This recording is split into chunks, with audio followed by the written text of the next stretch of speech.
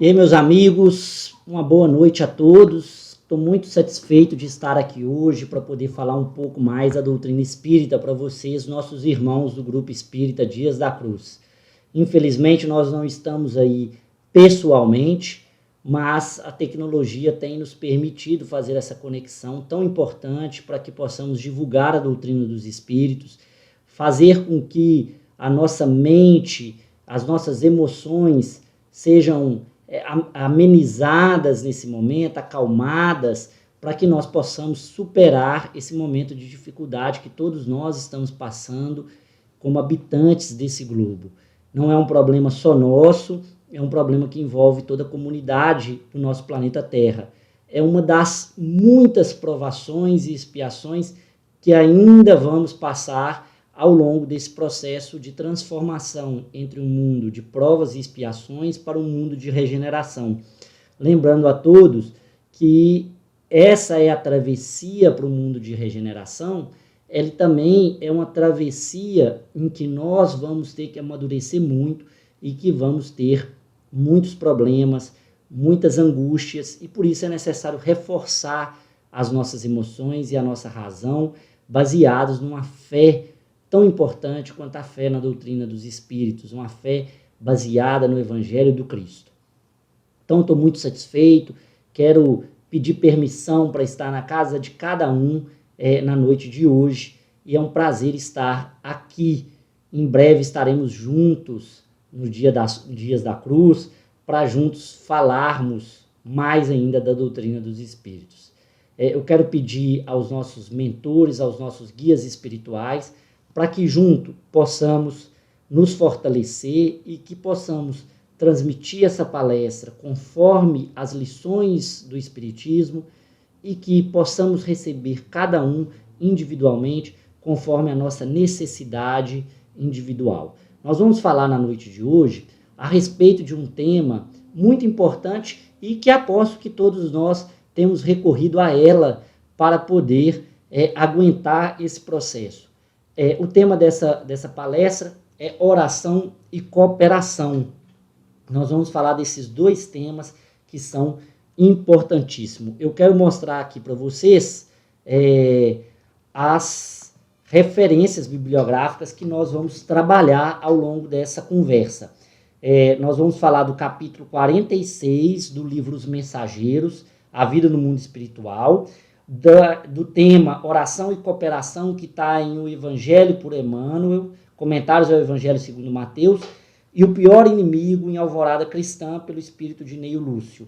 Eu gosto de colocar a referência para vocês aqui, para que vocês possam depois entrar no Google, ler esses três textos. Eles são muito importantes, eles são muito reveladores, e eles são de fácil leitura. Então, após essa palestra, eu convido vocês a entrar no Google, digitar essas referências e que vocês possam buscar esses textos.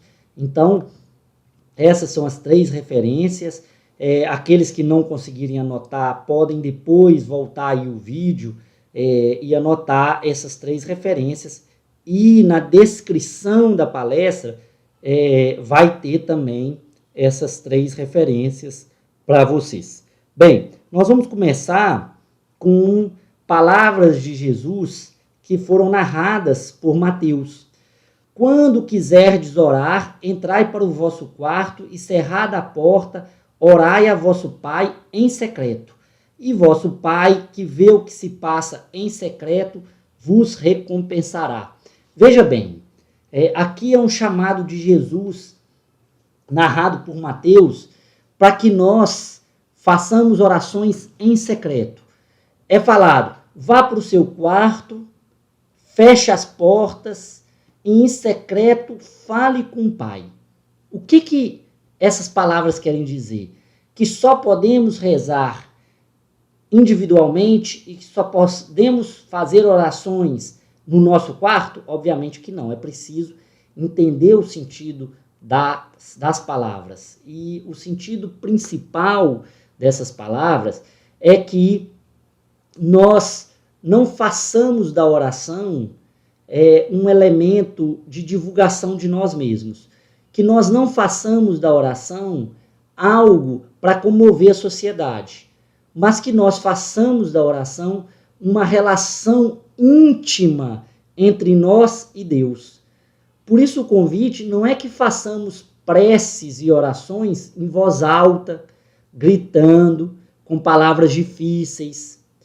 É que nós possamos nos conectar com Deus numa relação tão pessoal e tão íntima que Ele, vendo a nossa conexão com Ele, vai nos recompensar e vai nos atender nas nossas necessidades. É um chamado para que nós não sejamos hipócritas, para que nós não falemos o nome de Deus enquanto a nossa relação com Deus não é uma relação de conexão.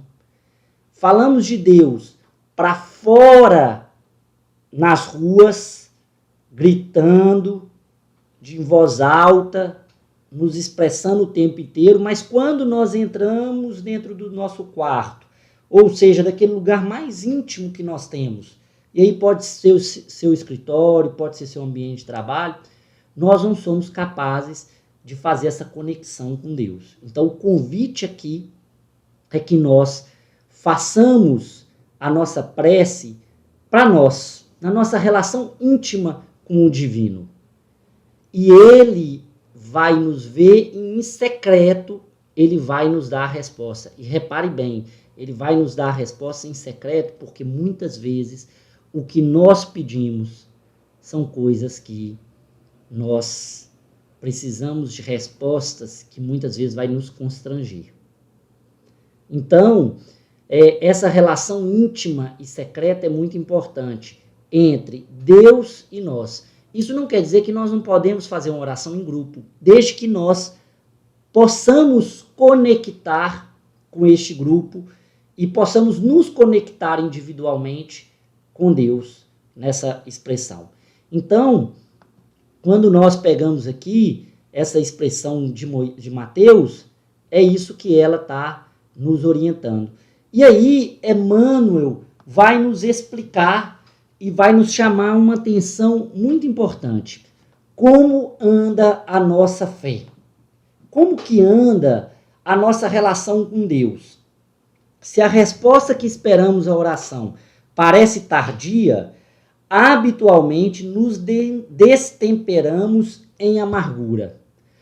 Proclamamos haver hipotecado todas as forças de espírito à confiança na providência divina e gritamos ao mesmo tempo que as tribulações ficaram maiores. Dizemo-nos fiéis a Deus e afirmamo-nos esquecidos. Olha que interessante, gente. Nós fazemos a oração e, como o nosso pedido não é atendido exatamente da forma como nós imaginávamos, nós então passamos a questionar a nossa relação com Deus. Nós passamos a nos perguntar: ó Deus, eu estou pedindo coisas para poder me deixar mais paciente, menos aflito, e você tem me mandado mais atribulações? Nós começamos a colocar essa relação nossa com Deus em questionamento. Por quê?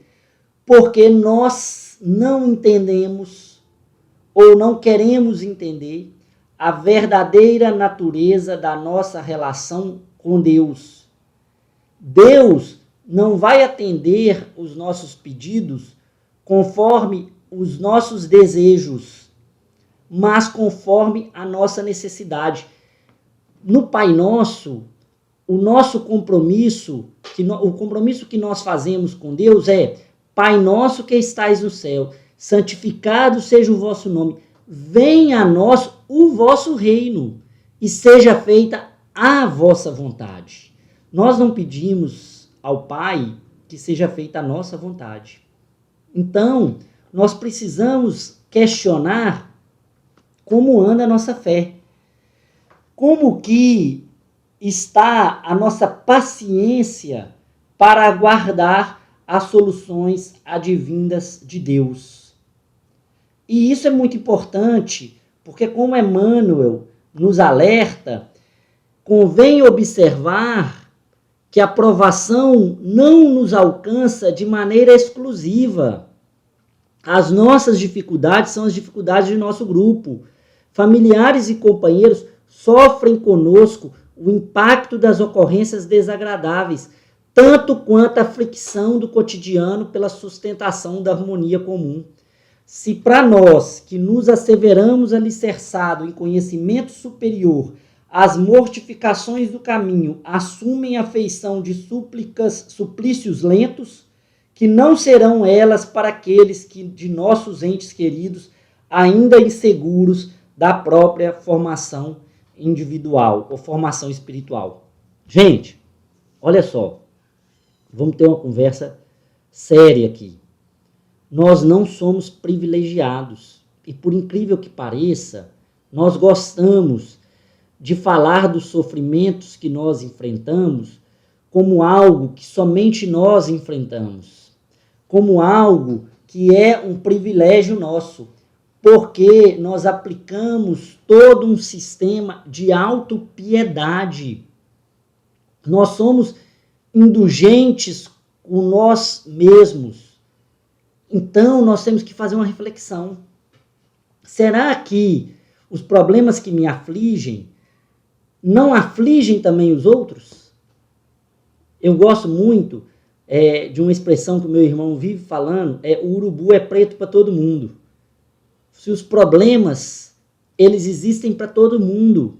Nós não somos privilegiados de estarmos sofrendo uma pandemia. Eu estou sem trabalhar, o meu comércio piorou, eu estou com dificuldades. Tudo bem, nós reconhecemos isso e precisamos reconhecer isso.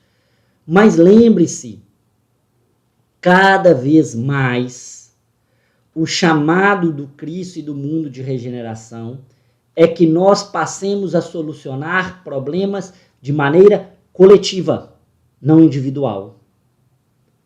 Por isso, nós não somos privilegiados no sofrimento. Nós temos que pensar que nós, apesar de estarmos sofrendo, apesar de termos limitações, nós ainda estamos mais favoráveis do que um conjunto enorme de irmãos que desconhecem a maravilhosa doutrina dos Espíritos. Nós estamos melhores do que muitas outras pessoas que desconhecem a existência de Deus e não possuem algo para se alicerçar numa crise deste tamanho. Nós estamos melhores porque nós entendemos o mecanismo da reencarnação e sabemos a grandeza que Deus tem para nossas vidas, o propósito de nossas vidas, enquanto outros irmãos não possuem. Vejam só, quanto maior será o suplício daqueles entes queridos ainda inseguros da própria formação espiritual. E aí nós temos que nos perguntar qual é o padrão das nossas orações. E André Luiz nos relata uma conversa muito interessante. Vamos voltar aqui para vocês me verem. André Luiz, no livro Mensageiros, ele está com o Vicente, que é outro companheiro espiritual dele, sendo assessorado pelo Aniceto, que é o mentor deles para a atividade que eles estão desenvolvendo.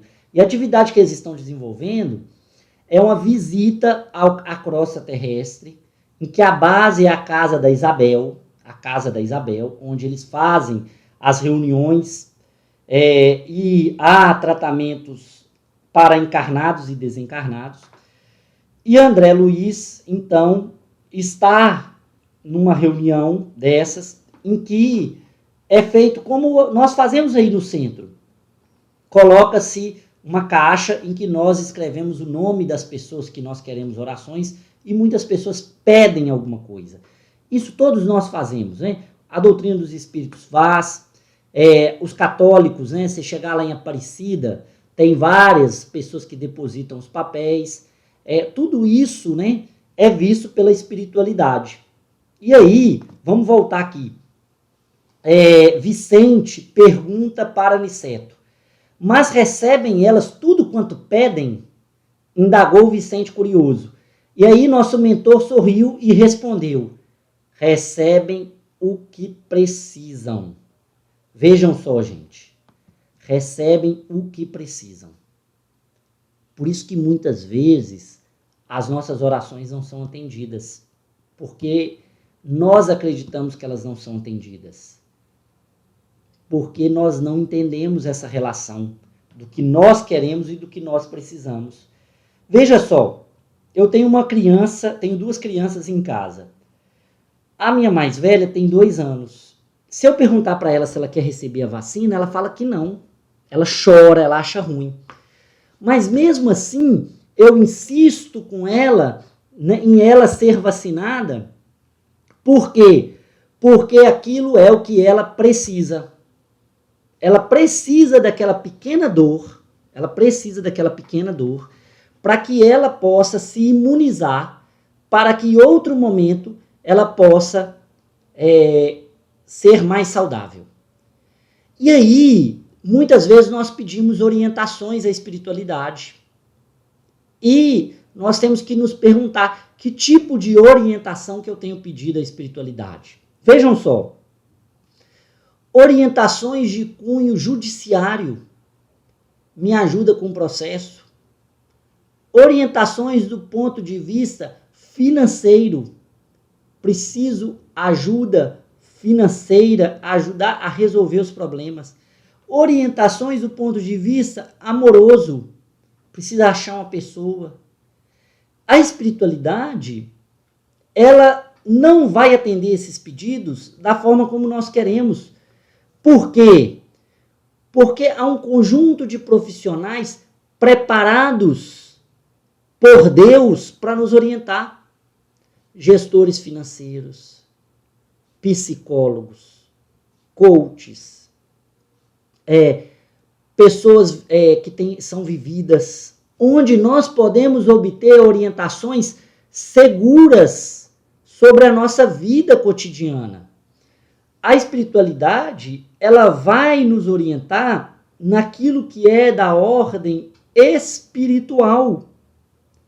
Ela vai intuir, ela vai nos ajudar a buscar orientações onde nós podemos buscar de acordo com a nossa necessidade, de acordo com as nossa evolução e nosso desenvolvimento. Muitas vezes nós pedimos a cura de uma doença que ela é necessária para o nosso progresso individual. Uma cura para uma doença, uma moléstia, que nós temos um combinado para que nós possamos, nessa encarnação, sofrer aquilo e, ao final desse trâmite, nós evoluirmos. Isso quer dizer que eu não posso pedir a cura? Eu posso pedir, mas eu posso e devo receber o que a espiritualidade tem para mim. Isso quer dizer que diante de uma pandemia eu devo me aventurar e mesmo que se eu pegar essa doença foi porque Deus quis? Não. Porque há um conjunto de orientações técnicas necessárias para que nós possamos sobreviver à pandemia. Porque o instinto de conservação é natural. E aí nós temos que usar máscara, nós temos que passar o álcool em gel, lavar as mãos com sabão, tomar cuidado para não espirrar nas pessoas, tomar cuidado para evitar contatos e aglomerações desnecessárias. A espiritualidade superior já nos deu essas orientações pelos canais adequados, pelos canais próprios de orientação espiritual. Nos deu já a possibilidade de ter contato com isso. Por isso que quando nós fazemos a nossa prece, a nossa oração, e a espiritualidade já sabe qual os meios, ou que nós já sabemos quais os meios de se obter aquela orientação, a espiritualidade ela vai permanecer em silêncio, porque ela já sabe que você tem condições de resolver aquilo, você já tem responsabilidade, você já tem maturidade para resolver aquilo. Ela pode, inclusive, nos intuir. Mas muitas vezes o motivo pelo qual nós não recebemos de forma direta aquilo que nós reivindicamos numa oração é o fato de que nós ou não merecemos, ou não precisamos, ou já temos condições de, por nós mesmos, obtermos a cura ou a orientação necessária. Isso não quer dizer que nós não devemos pedir. Isso quer dizer que nós precisamos qualificar os nossos pedidos. Qualificar a forma como nós vemos o mundo. Porque nós espíritas não somos chamados a delegar tudo para Deus. No sentido de que Deus vai resolver todos os nossos problemas. Para isso, Ele já nos deu elementos para que nós possamos resolver os nossos problemas. Pela inteligência, pelo conhecimento, pela ciência, pelas orientações evangélicas. E com esse arcabouço de orientações, nós somos capazes de resolver muitos quesitos e muitas orientações de nossa vida. E aí, nós precisamos fazer essa reflexão. Qual o padrão das nossas orações? Qual o padrão que nós estamos aplicando? Nós estamos tirando a nossa responsabilidade, a nossa autorresponsabilidade, ou nós estamos assumindo o nosso papel emancipado, responsáveis, em que nós utilizamos o nosso livre-arbítrio? Gente, vamos ter muito cuidado. Muitas vezes a crença num Deus superior, num Deus único, a crença de que Jesus está nos protegendo, ela nos leva a uma transferência de responsabilidade. Nós não podemos admitir isso. Deus, Jesus e a espiritualidade superior são companheiros para a nossa evolução, mas o desenvolvimento, a evolução, depende do bom uso da nossa inteligência. Por isso, nós não podemos escapar à responsabilidade dos fatos que acontecem em nossas vidas. É necessário que nós assumamos o papel e a responsabilidade diante das nossas vidas. Nós precisamos assumir as rédeas. Numa pandemia, nós precisamos respeitar o que nos orienta os médicos, os gestores de saúde, os nossos guias e líderes, que nos orienta sobre o momento correto em que nós devemos agir. E se isso nos limita em determinadas capacidades, como a capacidade econômica, a capacidade educacional, nós temos que nos perguntar: qual é o grau de risco que eu posso levar? Qual é o grau de readaptação que eu posso fazer em minha própria vida? E aí, reconstruir através do problema, encontrando soluções, com a ajuda, obviamente, da espiritualidade, mas não paralisados, não delegando responsabilidade. Deus sabe o que faz e faz o que quer comigo. Ele vai responder a você: mas eu te dei conhecimento, eu te dei contatos, eu mandei os meus enviados, os anjos que eu tinha, para te orientar de como superar essa crise. Você que não utilizou bem da sua inteligência. Vamos lembrar da parábola dos talentos. Os talentos não são só dinheiros, mas também a nossa inteligência, o nosso acesso ao conteúdo. Se nós não conseguimos multiplicar esses talentos, nós temos um problema na nossa relação com Deus. Por isso que é importante que nós mudemos o padrão das nossas orações. A existência terrestre é um curso ativo de preparação espiritual e quase sempre não faltam na escola os alunos ociosos que perdem o tempo ao invés de aproveitá-lo, ansiosos pelas realizações mentirosas do menor esforço. Desse modo, no capítulo das orientações, a maior parte dos pedidos são desassistidos. A solicitação de terapêutica para a manutenção da saúde física pelos que de fato se interessem pelo concurso espiritual é sempre justa. Todavia, no que concerne a conselhos para a vida normal, é imprescindível muita cautela de nossa parte, diante das requisições daqueles que se negam voluntariamente aos testemunhos de conduta cristã. Gente, vamos lá. Vamos olhar aqui. Nós estamos a favor do menor esforço ou nós estamos a favor do trabalho incessante pela doutrina? Jami, minha casa tem conflitos enormes entre eu, meus filhos, meu marido, meu pai, minha mãe. Então vamos buscar ajuda. Vamos atrás de especialistas, de conselhos, de livros. Vamos pedir à espiritualidade que nos intua, não no sentido de resolver o nosso problema doméstico, mas nos intua para que nós possamos resolver os nossos problemas domésticos por nós mesmos. O meu negócio não está indo bem, a crise está atrapalhando. Então não é o momento de reformular o seu negócio, reformular a forma que você age. Olha o que Emmanuel nos alerta. Para as coisas do nosso cotidiano, da vida normal, a espiritualidade ela é muito cuidadosa em nos aconselhar. Porque ela evita ao máximo tirar de nós o nosso livre-arbítrio. A possibilidade de nós mesmos, pela nossa inteligência e pelas nossas forças, agirmos. Na escola espiritual tem muita gente ociosa. E eu pergunto, nós estamos ociosos na escola espiritual? Eu não sei o que fazer.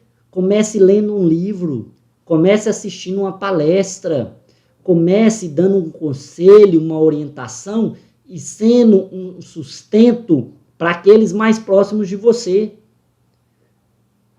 Para a gente ter uma ideia, para que se seja considerado um trabalhador no mundo espiritual, no mínimo de trabalhos regulares, incessantes, constantes e resilientes, exige-se 10 anos. E nós queremos ascender à pátria espiritual superior sem ter feito nada. Ou só começando a fazer. Só começando a agir. Então tenhamos muito cuidado, meus irmãos, sobre a nossa ociosidade e sobre o que nós estamos fazendo com a nossa vida normal. A espiritualidade não vai vir salvar o casamento de ninguém. Ela pode te intuir onde é que você encontra a solução. Mas se você entrar em livrarias, entrar na internet, vão ter vários cursos, vários livros, existem vários especialistas, desde especialistas em mediação, psicólogos, coaches, psiquiatras, médicos, advogados, vários com competência para te orientar nos problemas da sua vida comum, normal, encarnada. A espiritualidade, ela vai se dedicar, e vejam bem, aos esforços para o concurso espiritual, para o crescimento espiritual. É disso que ela vai, é para isso que ela vai se dedicar. O Evangelho está cheio de sagrados roteiros espirituais e o discípulo, pelo menos diante da própria consciência, deve considerar-se obrigado a conhecê-los. Possivelmente vocês objetarão que toda pergunta exige resposta e todo pedido merece solução. Entretanto, nesse caso de esclarecer, determinadas soluções dos companheiros encarnados devem recorrer muitas vezes ao silêncio. Gente, Como que a gente pode estar querendo uma orientação se nós temos um livro do lado da nossa cabeceira, na nossa mesa, na nossa biblioteca, se nós temos um livro acessível, se nós temos orientações das mais importantes, das mais significativas, feitas por pessoas mais especializadas possíveis. Nós temos todo um conjunto e um arcabouço de conhecimento científico e técnico a nosso favor. O discípulo, ele tem que se considerar obrigado a conhecer as recomendações evangélicas. Por isso que a leitura dos livros espíritas é fundamental. Por isso que a leitura diária de um trecho é importante, para que ao longo de um tempo nós tenhamos construído um conjunto e um arcabouço de conhecimento que nos orienta. E existe uma máxima simples que responde a todos os nossos problemas: amar ao próximo como a ti mesmo. Amar ao próximo como a ti mesmo. Se coloque no lugar do outro. Eu devo fazer uma festa no fim de semana quando as autoridades pedem isolamento social? Amar ao próximo como a ti mesmo. Se você for um vetor da doença, você vai contaminar outras pessoas. Se você se adoecer, você vai ocupar um leito no hospital em detrimento de alguém que não tem conhecimento suficiente do ponto de vista científico, técnico e espiritual. Quando nós não cuidamos de nós mesmos, nós não somos cristãos praticantes, porque nós não estamos nos amando, nós estamos amando ao próximo como nós nos amamos. Porque nós estamos permitindo ocupar um espaço de saúde que não deveria ser nosso, porque nós conhecemos, nós sabemos. Jamie, mas eu tenho que sair para trabalhar. Ótimo!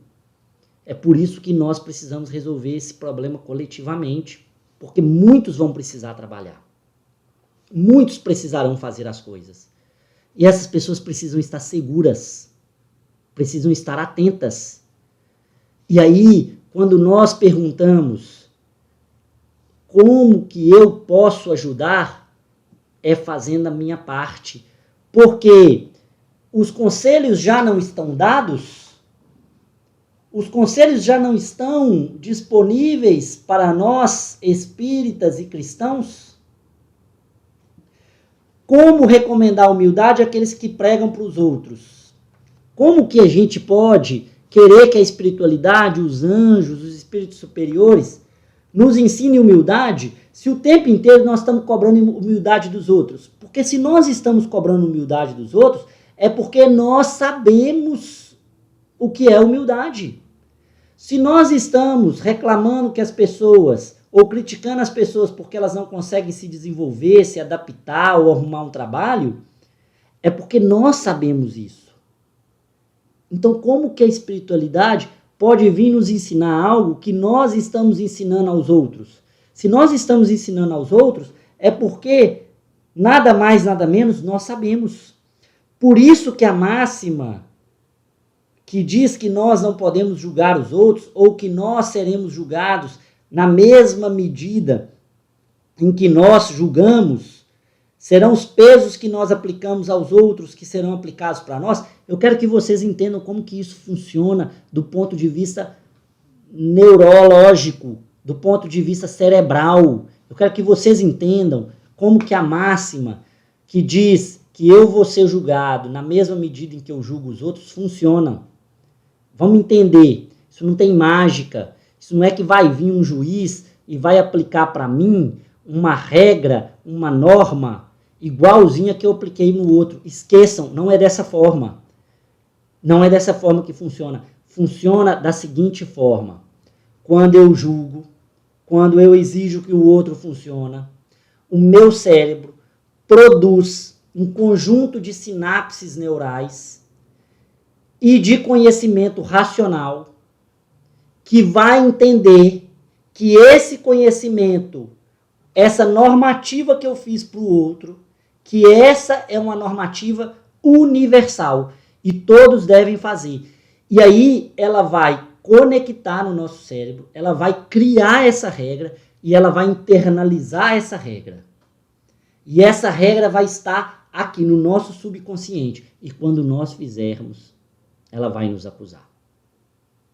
Ela vai nos entristecer. Ela vai baixar a nossa autoestima. Ela vai gerar ansiedade, frustração, tristeza. E isso vai consumindo o nosso físico, o nosso perispírito e atrapalhando a nossa evolução espiritual. E aí você pode falar assim, mas eu não estou vendo isso operar agora. Agora não vai operar. Pode não operar de forma imediata. Muitas vezes é de forma imediata. Então vejam só, quando eu acuso um determinado político, um determinado cidadão, uma determinada pessoa de determinada conduta, eu critico a vida cotidiana de alguém, a vida amorosa de alguém, a vida profissional de alguém, qualquer crítica, gente. O meu cérebro entende que aquilo é uma norma que eu posso aplicar universalmente. Universalmente. E ele internaliza aquela norma e a partir daquele momento ele passa a operar e a entender que aquilo é o certo, o correto a se fazer. E todas as vezes que eu agir de forma contrária, pode ser que ele não acuse do ponto de vista textual, mas ele acusa do ponto de vista das minhas sensações.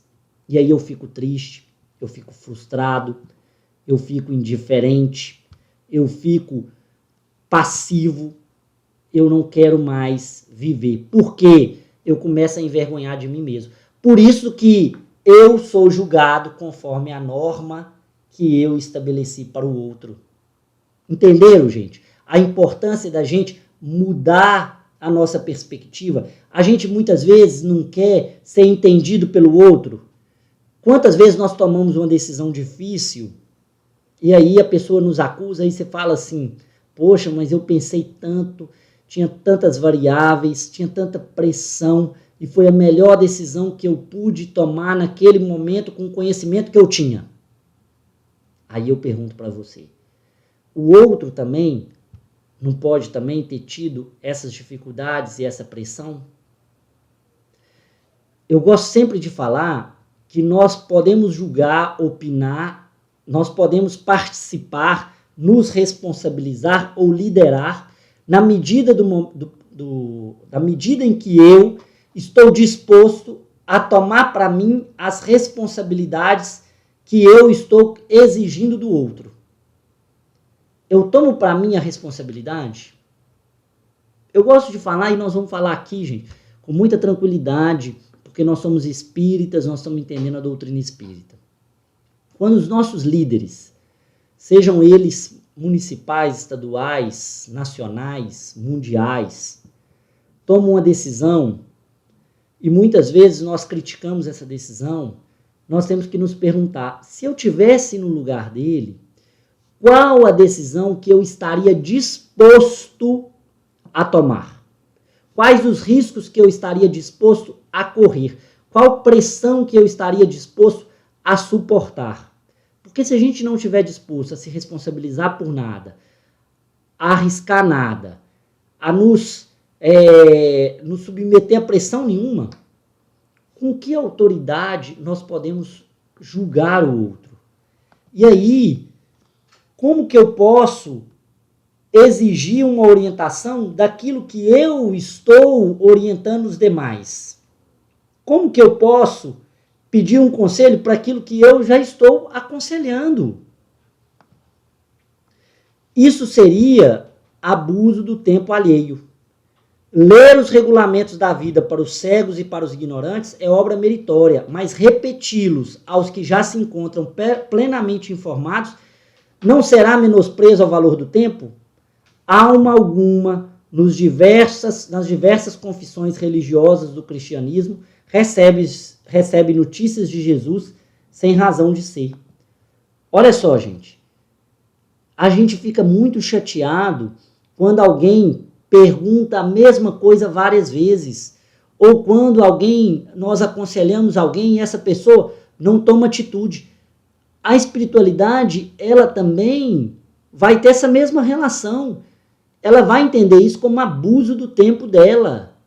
Porque nós estamos fazendo ela perder tempo, porque nós já temos acesso ao conhecimento, nós já sabemos como fazer, mas ainda estamos como crianças reivindicando um auxílio para não assumirmos responsabilidade. Quando o elemento forte do livre-arbítrio é a tomada de decisão, é assumir responsabilidades. E aí, nós vamos ter que entender mais essa questão. A responsabilidade significa que nós precisamos pagar o preço. Ora, se toda condição de trabalho edificante traduz compromisso da criatura, todo conhecimento do Cristo traduz responsabilidade.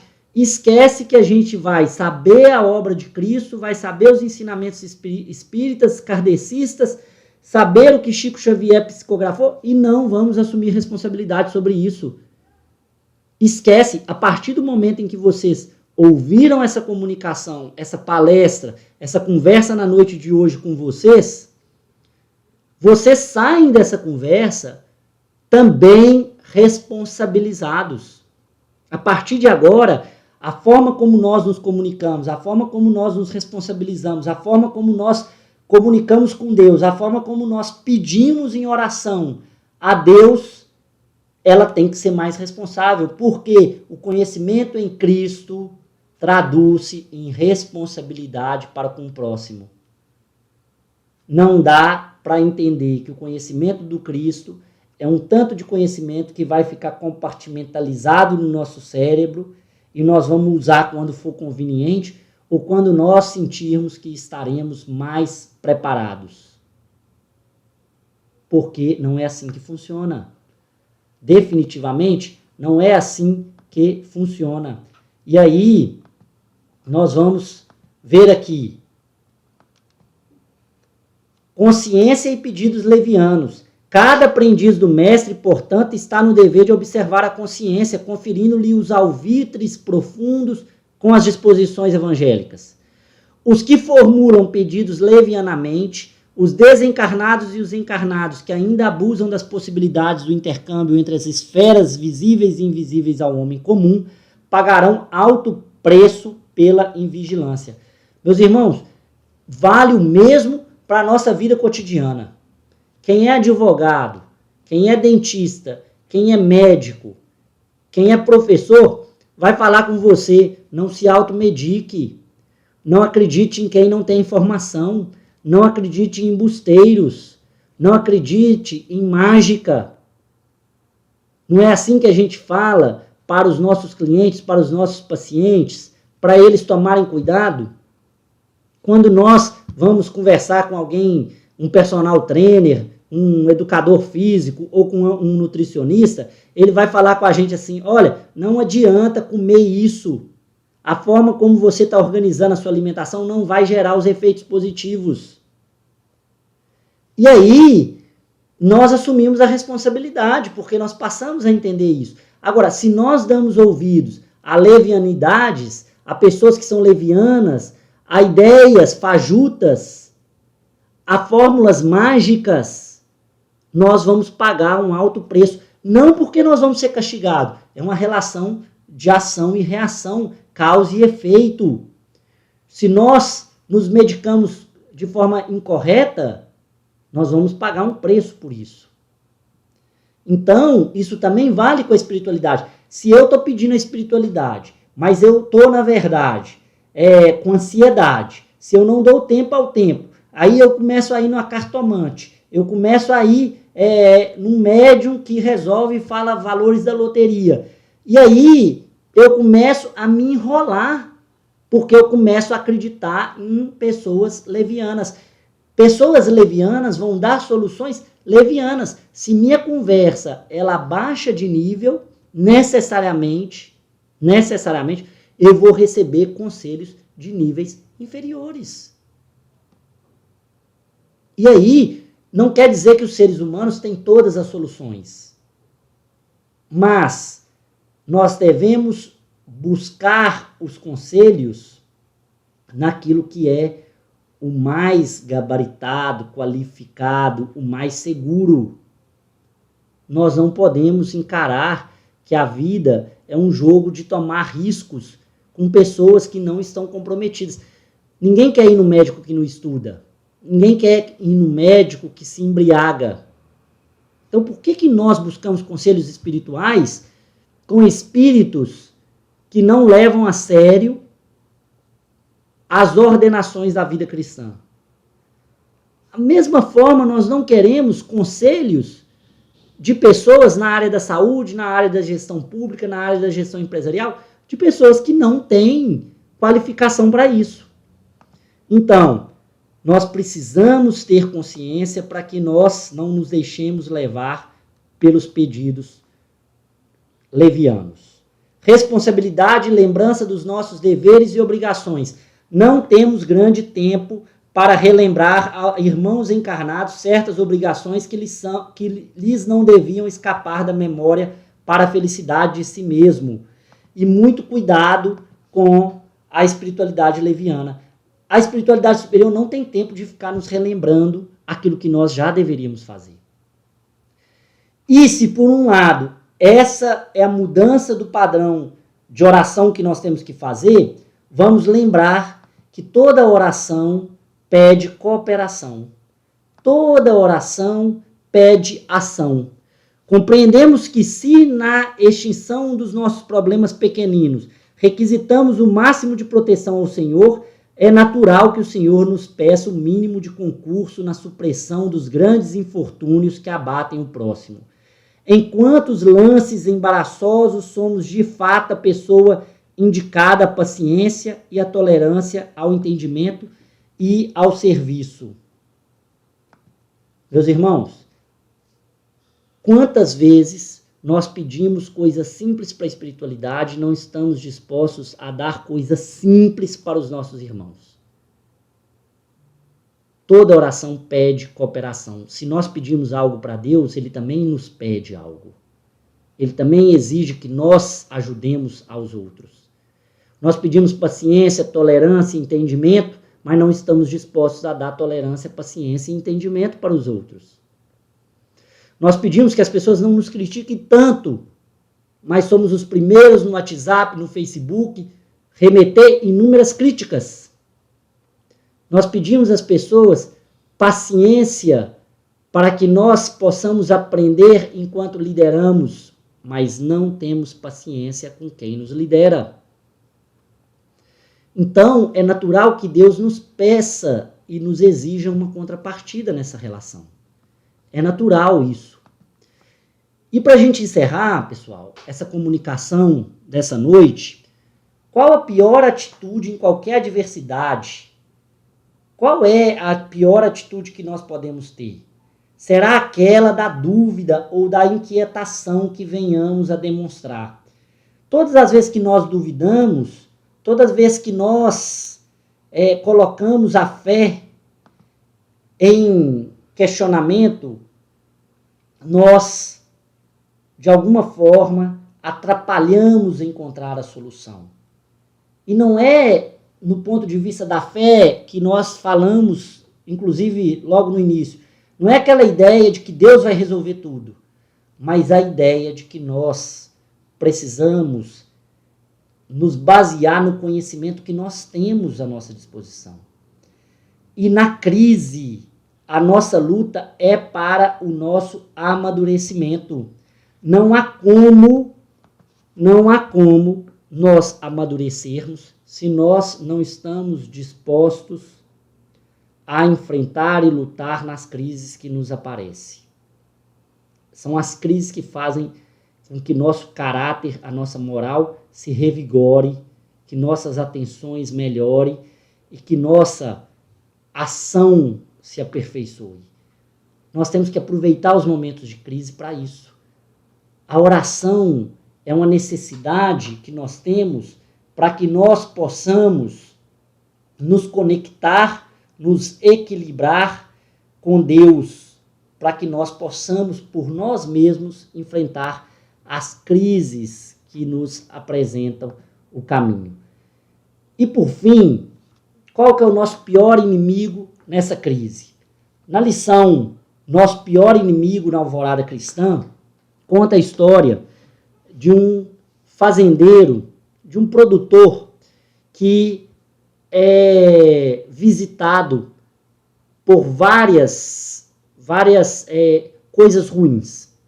Vem a vaidade, vem a inveja, vem a maledicência, vem a tristeza. Tudo isso visita o fazendeiro com o intuito de derrubá-lo. Mas, com o conhecimento cristão que ele tem, ele supera tudo. Mas há um inimigo que é muito difícil de superar. Há um inimigo que, uma vez instalados nos nossos corações, eles são capazes de nos deixar ociosos e frustrar todas as nossas expectativas e frustrar todos os nossos planos. É o desânimo. A doutrina espírita nos tem alertado fortemente para que nós não desanimemos. A doutrina espírita tem nos chamado para a gente manter o bom ânimo, porque o desânimo, ele é o único vício, a única maldade, a única força do mal que é capaz de, uma vez instalado nos nossos corações, nós perdermos todos os projetos. A vaidade, nós conseguimos conquistar muita coisa com a vaidade e depois superá-la. Com o orgulho, nós conseguimos conquistar muitas coisas. Com a maledicência, apesar da maledicência, nós conseguimos conquistar muitas coisas. Mas o desânimo, se nós deixarmos ele se instalar nos nossos corações, com o desânimo, a situação é muito mais difícil. É quase impossível. E aí eu pergunto, nós estamos nos desanimando, nós estamos deixando o desânimo, frase do tipo, para que eu vou fazer isso? Deus resolva, ninguém quer me ajudar, ninguém quer resolver isso. Nós estamos deixando essas frases adentrarem aos nossos corações. Fulano é muito chato, eu não vou fazer nada, as pessoas são teimosas. Ou nós estamos vencendo e não deixando o desânimo nos instalar nos nossos corações. E mais ainda, nós estamos instalando o desânimo nos corações dos nossos irmãos? Para que você vai fazer isso? Ninguém vai te reconhecer, ninguém vai te recompensar. Isso é em vão, isso é bobagem. Larga para lá. Nós temos que tomar muito cuidado, nossos irmãos, para não deixar o desânimo se instalar nos nossos corações e não deixar o desânimo se instalar nos corações dos nossos irmãos. Meus irmãos, vamos lembrar sempre, oração, melhorar a nossa qualidade de oração, cooperar sempre e não deixar o desânimo se instalar nos nossos corações. Foi muito bom estar aqui com vocês. Quero dar um abraço muito especial aí a todos do Grupo Espírita Dias da Cruz, a todo mundo que está nos assistindo. Falar que em breve, com pouquíssimo tempo, nós estaremos juntos novamente, que essa é só uma fase, vai passar, é só a gente ficar atento às orientações dos responsáveis pela saúde, ficar atento aos nossos irmãos que estão com dificuldades materiais, ficar atento no comércio, na nossa relação comercial, para que nós não possamos ser vetores dessa doença, para que juntos, depois de superar essa fase, nós nos encontrarmos. É um prazer estar aqui, que Deus nos abençoe e que a espiritualidade permita que nós demos por encerrado a reunião da noite de hoje. Um grande abraço a todos e até mais.